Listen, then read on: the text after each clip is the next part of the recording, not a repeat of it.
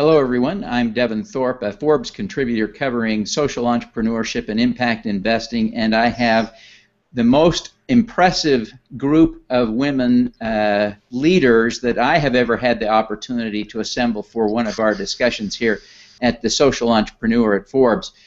We have with us the CEO and or founder of 8 different companies. These are 8 of the top women leaders in crowdfunding. Danae Ringelmann as co-founder of Indiegogo, Jenny Kassan of Cutting Edge Capital, Jilliene Helman, CEO of Realty Mogul, Joanna Schwartz, CEO of EarlyShares, Joy Schoffler, CEO of Leverage PR, Lesley Mansford, CEO of Razoo, Sally Outlaw, CEO of Peerbackers, and Sara Hanks, CEO of CrowdCheck. Ladies, thank you all for joining me today. It's just an honor to have you.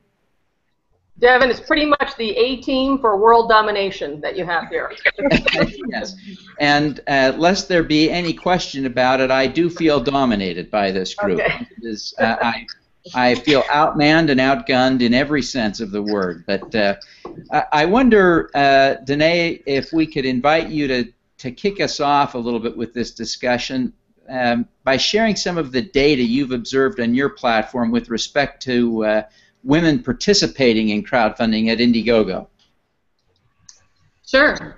So I should start by saying when I started working on Indiegogo, that story, I guess, starts back in 2002. I wanted to start a company basically to democratize finance after failing to raise money myself and watching my parents fail and watching a lot of filmmakers and artists fail at raising money, not for lack of heart and hustle, but simply for lack of efficient access to capital. So when I started Indiegogo back in 2008, crowdfunding wasn't even a word. The industry hadn't even been born. And so we launched it with the mission to democratize finance, where the people who succeed in raising money are the people who are willing to work the hardest and reach out and have an audience that cares. And as a result, what we did is we launched an open and global platform, which is what we are today. And we're in every country and distributing millions of dollars every single week. But what's interesting is that because we are open, and what that means is we don't have a curation process, we don't pick and choose who comes on our site, we literally have taken the approach that YouTube has, we have created a completely level funding playing field. And when you do that, biases go out the great example of that and data that shows that is if you look at the venture capital industry, only 3 to 8% of actually venture-backed businesses that raise venture funding are run by women. But on Indiegogo, 47% of campaigns that reach their funding target are run by women. So it just speaks to the fact that if you level the playing field, women do just as well as men. Yeah, it is inspiring to think about that potential. I'm wondering, Joanna, if you would be willing to comment on what you're seeing in the early days here of EarlyShares. Are women getting better than that 3 to 6 or 8% of venture capital through EarlyShares, or is it too soon to tell? In many ways, it's too soon to tell, and in fact, we are just beginning. Now that our platform is launched and we've closed our first set of deals, and the pipeline is growing tremendously, we're really focusing some outreach efforts towards the women entrepreneurs in our community and beyond. But I think Danae brings up a good point. We are a very highly curated marketplace. We are, as you know, in the equity crowdfunding space. So there's a tremendous amount of due diligence and curation that goes into the deals that wind up on our platform. And so far, at the moment, the majority of the applicants happen to be run by men, and that is just the fact of where we're sitting. I have a very strong affinity to supporting women entrepreneurs, and so we are actually just starting now with the outreach towards that group. Well, thank you. And Lesley, I wonder, as you look at your site, which is traditionally a site for nonprofits, now you do personal campaigns as well, but are you seeing a similar pattern with women getting a fair share of the volume on your platform? Yeah, absolutely. I mean, as you said, Razoo's sort of sweet spot is nonprofits and individuals using the platform really for causes. And just as Danae had said about the democratization of finance, we're really the democratization of philanthropic capital and providing sort of small organizations and individuals the sort of alternative funding to to grants and government funding. And we see lots of small women-led nonprofits, leading the charge there. Lots of individual women are using the tools to, fill the gap of funding. It is inspiring to see so many women involved, and of course, the nonprofit world has somewhat traditionally been involved more women. But Sara, I wonder if you would comment on why you think there are more women entrepreneurs. At least, I don't have the data. I have you as evidence that there are more women involved in crowdfunding than there are in the broader tech community. And I wonder if you would comment on why you think that is, Sara. Okay, well, I mean, I think there's been a lot of discussion about getting more women into the tech industry and getting more women coding and getting women to be better represented in Silicon Valley in general. But there's one thing that I've always noticed in 30 years of working in an essentially male-dominated field, and that is women do their homework. And so it's no surprise to me at all that in the early days of the securities market, the companies that Joanna is seeing, for example, we are seeing far more men. But I think the women will turn up when they have worked out what this thing is and how best to use it. They're not just jumping in without having done their homework. And as Joanna says, we would be very interested in helping any women do their homework to get to the place where they can use this tool properly. Yeah. Devin, yes. Devin, if I may say, I think obviously crowdfunding is very much aligned, I think, with women's nature. We're collaborative by nature. We're good at social media, good at communication. So I think those really play into the strengths of women. So I think you'll see, continued evolution of women in crowdfunding.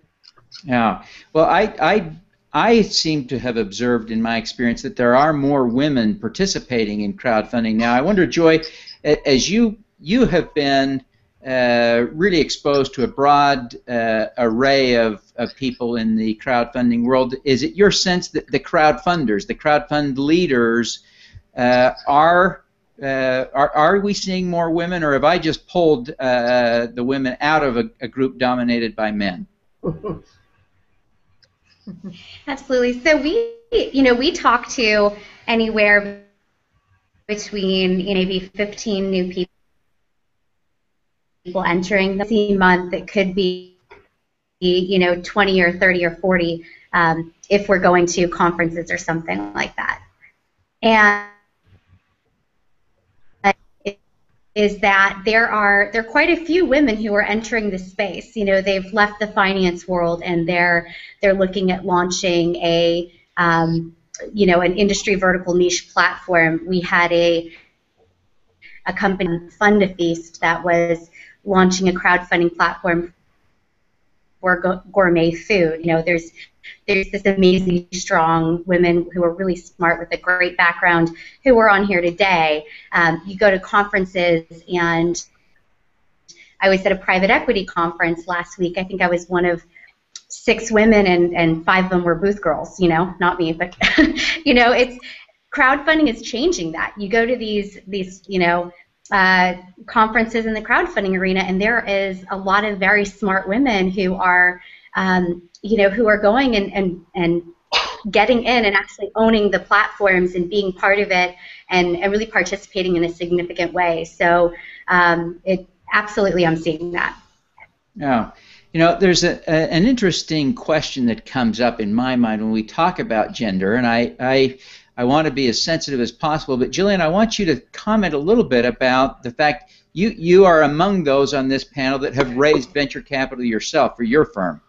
And there's a lot of data about how women-led businesses are less likely to get venture capital. I wonder if you'd comment on your experience in raising venture capital in that context. Yeah, definitely. The odds are stacked against you. I think it's something like, less than 7% of venture capital money goes to, a company where you have a woman founder. And I'm a female CEO. So I think going into it, I knew the odds were stacked against me. But I wouldn't say that I was treated any differently by venture capital firms. And I didn't expect to be. I think that at the end of the day, if you're running a good business and if you've got the proper team in place, you've got the proper traction in place, there is venture capital money available, but you may have to take more meetings.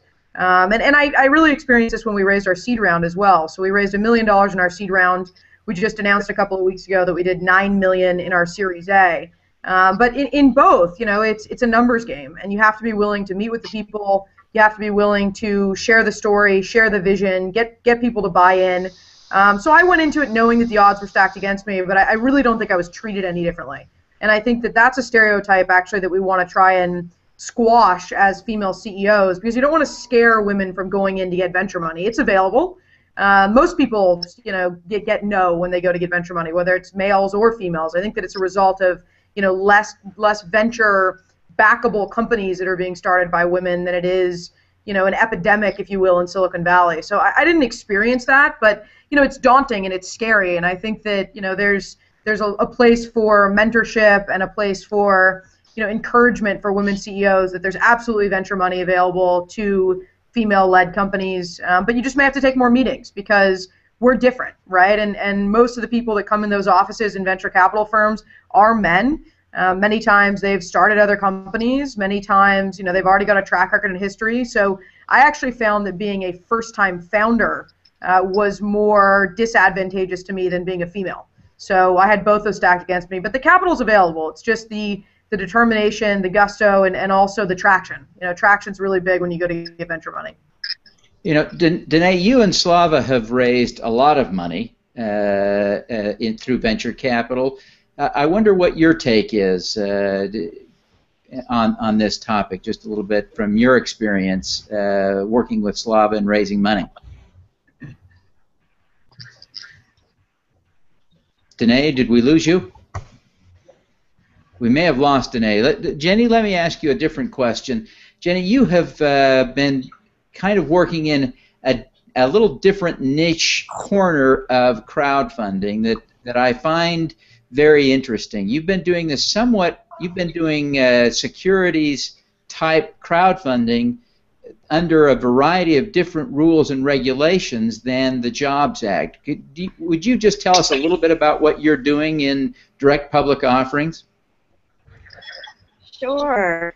So for the last 3 years, we've been working on investment crowdfunding under existing law, and we call the tool a direct public offering. So we're lawyers as well as fundraising consultants. So we understand very well the laws that govern capital raising. So we've identified ways to make it fairly easy to raise money under existing law from the public, from both wealthy and non-wealthy investors. And we've completed about 10 of those, and we have about 20 in the works right now. We also have a listing site for these kinds of offerings called cuttingedgex.com. And one thing that we do is we actually focus on social enterprises. So for-profits, non-profits, co-ops, hybrids, all kinds of organizations that are trying to do something good in the world in addition to making money for themselves and their investors.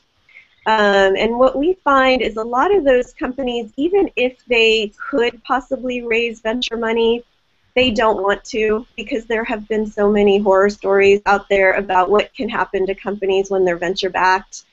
And so they're looking for other alternatives. So that's why we've tried to really identify as many possible ways as we can to raise money without having to go to the VCs or focus solely on wealthy investors. Yeah. Well, it is an interesting opportunity to use existing laws to do crowdfunding type transactions. And so I find it a fascinating little corner of the crowdfunding world that you're in there, Jenny, so thank you. Danae, if you can hear me now, I wonder if you would be willing to comment on your experience with working with Slava to raise venture capital for Indiegogo. You've raised tens of millions of dollars over the years. Yeah, we just closed our Series B round, which was a $40 million round led by IVP and Kleiner Perkins. I think the takeaway for us is we actually didn't raise our first round of capital. It took us 3 years, I would say, 3 years later than we originally intended, until we actually got the traction and we really started to prove that there were customers. And I think what what is so amazing about crowdfunding in general is that it's a vehicle for other businesses and designers and entrepreneurs to actually show traction in a marketplace. So we have campaign owners actually like Ariel, who invented a brain sensing headband called the Muse, or Joanna, who invented high-tech underwear. Both of them did actually not go the traditional venture route. They went to Indiegogo first and used it as a place to prove they had a market. So they actually each raised several hundred thousands of dollars to get their product launched. And in the process, they proved that there was a market. They refined their pricing. They refined their features and their colors and all that kind of stuff. Basically enabled them to get market data, market intelligence, to inform them who their customers are, where they are, et cetera, and that actually enabled them to launch in a more robust manner. And because of that data and that market proof that the Indiegogo campaign allowed, it actually helped them attract traditional investments. So in the case with the headband, they actually ended up closing a multi-million round of Series A funding after their Indiegogo campaign. And then with the case with the Knix underwear, they actually were able to get a very large distributor to take notice. And this is completely history being made simply because first-time manufacturers never get that kind of attention from distributors. So it's actually an incredible ecosystem that we're developing, and because of the market validation and the market-proof benefits that Indiegogo and crowdfunding offer, I think we're going to see more and more women have success because then they're going to attract the venture funding or the distribution based on data, not based on whether they can sell a venture investor behind closed doors. And if in that case you're still subject to potential biases at play, and so that's why I think that what's so great about crowdfunding is that it removes those biases and actually just allows the traditional financiers to look at the data and make their investment decisions based on true worth. Now, it is inspiring to think about that, and as we think about the growth trajectory of crowdfunding, I'm curious, Sally, if you would help us think through a little bit as there are billions of dollars that have been completed in crowdfunded transactions on sites like Indiegogo every year for the last several years. It was, I think, nearly $3 billion in 12 and over $5 billion in 13, and we're looking at huge numbers for this year. But the data on Reg D 506C offerings is really kind of dwarfs those numbers. Sally, what are you seeing in terms of that Reg D 506C kind of marketplace? How's that developing? I don't have a lot of data on that yet. It's they just lifted the ban on publicly soliciting for capital in September and making that sort of Reg D 506C available to people. I do see that real estate is the biggest. I know in terms of a sector. I work with Crowdnetic, and they do a lot of that kind of data crunching. And they said that real estate is by far the biggest 506C offering that's been getting support, mostly in California, of course. But we're actually supporting that marketplace. We have a content partnership with Reuters, and we help these equity campaigns get exposure to more and more investors. So if Reuters has a platform that goes to about 500,000 financial professionals and traders and investors. And so we take the equity campaigns that are actually raising under 506C and try to give them additional exposure. So we're sort of focused not as much on the platform right now, like some of the other women here. We're really focused on sort of servicing the whole industry as it grows. We notice that there's two big pain points. One is education.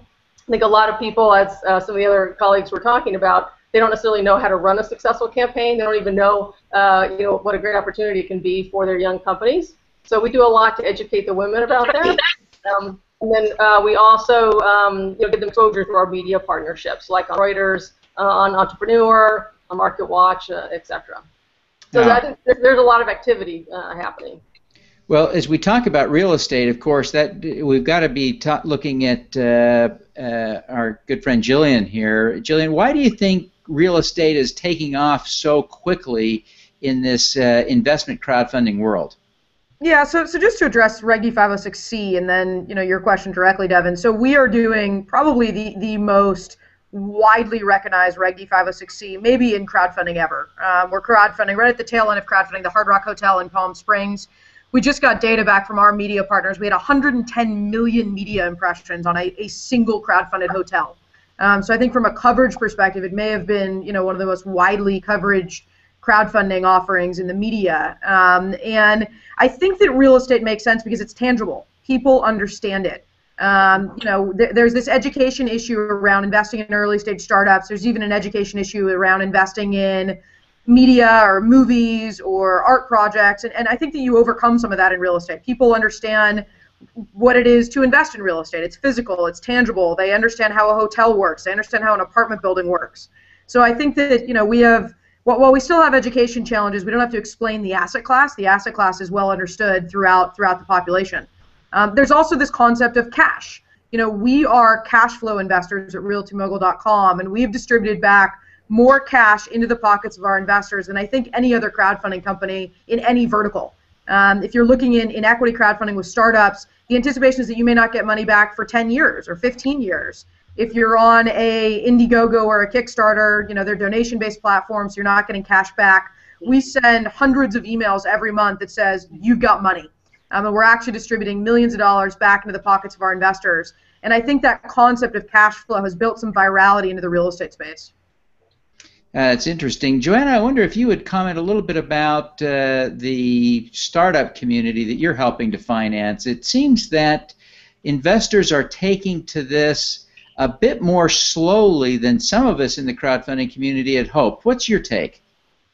I think some of the same challenges that we were talking about earlier with just this group raising capital for our own businesses. The reality is when you are out raising money, there's a big learning curve and a big gap between online and offline. And a lot of what we're doing is we're moving the offline process online, and certainly it makes it a lot more simple, and there's transaction management and there's visibility and a central location to manage the transaction. But a lot of that personal interaction is still happening. So a lot of our efforts on the startup side are really helping people bridge the gap between the kind of old school way of raising capital and the new way of raising capital, and that is really starting to work. And so the combination of the startup community coming on board and bringing their own network of investors and giving them a central place to make the investment and participate in those transactions where they ordinarily wouldn't have had. And then also bridging the gap and expanding and syndicating the deal through our network of accredited investors and beyond, using some of the syndication tools that we've already been talking about. But it's also, I think the point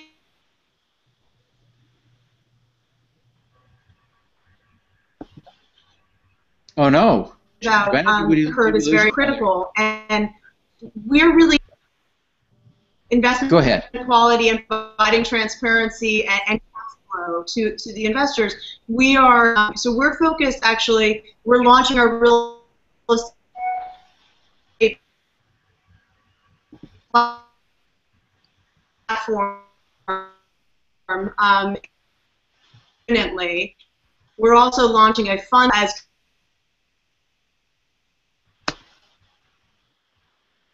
Joanna, it sounds like we've got a little technical difficulty there, but I think you said that you are launching a real estate platform and a fund platform as well, which is very interesting, and we certainly wish you success with that. I wonder, Joy, if you would just comment a little bit about what you're seeing develop in terms of best practices around the 506c space, as we see people trying to do these new offerings where they're doing a general solicitation. There must be we must be beginning to see some best practices, and yet it's difficult to document them in these early days. Joy, are you there? Can you hear me? Yeah, I think, from the platforms that we work with. Yes, can you hear me? Yes. Yeah, go ahead. Can you hear me okay? Yes. Can you hear me, Devin? Yes, go ahead.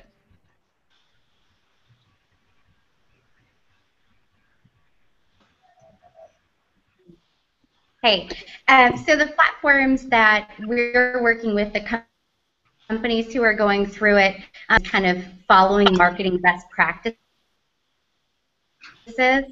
and just because you're raising capital and just because you can say, hey, you know, this deal is at 20%, doesn't necessarily mean that that's the best strategy as far as attracting investors goes.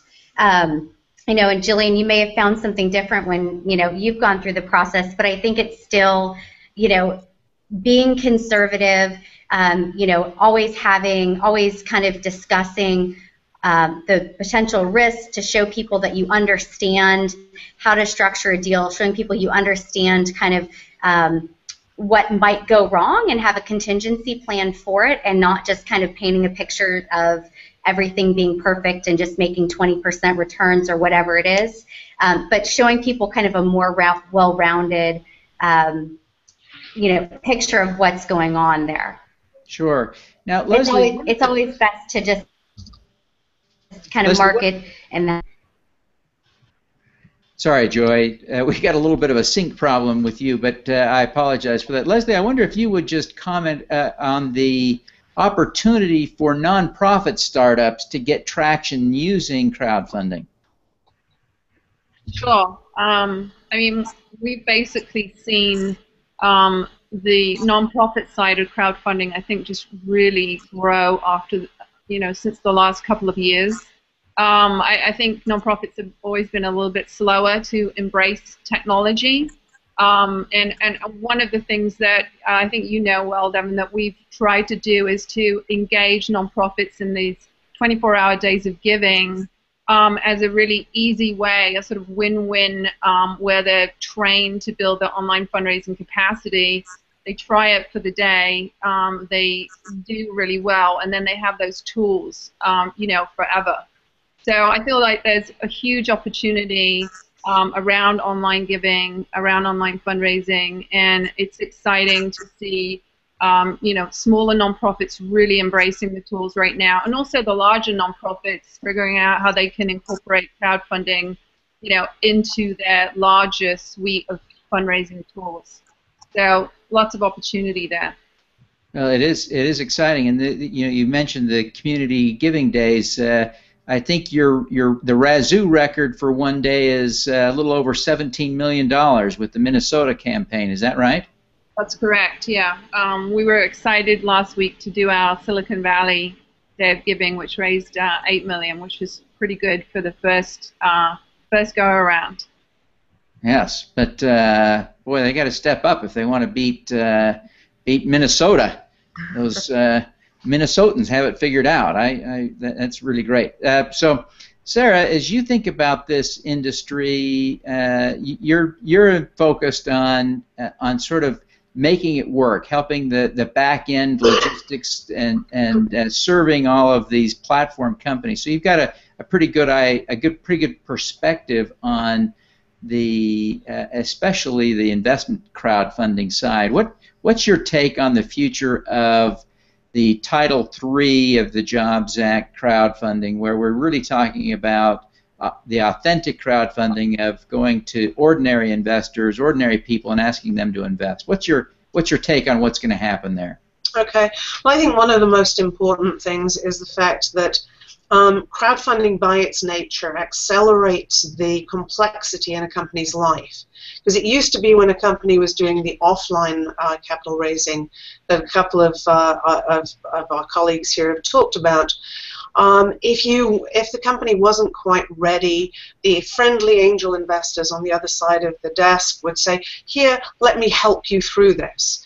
And you don't have that. When you go online, whether it's 506C or whether it's Title III crowdfunding, you've now got to a situation where you have to be ready for prime time. You can't think that you're offering preferred when you haven't registered preferred with your state authority.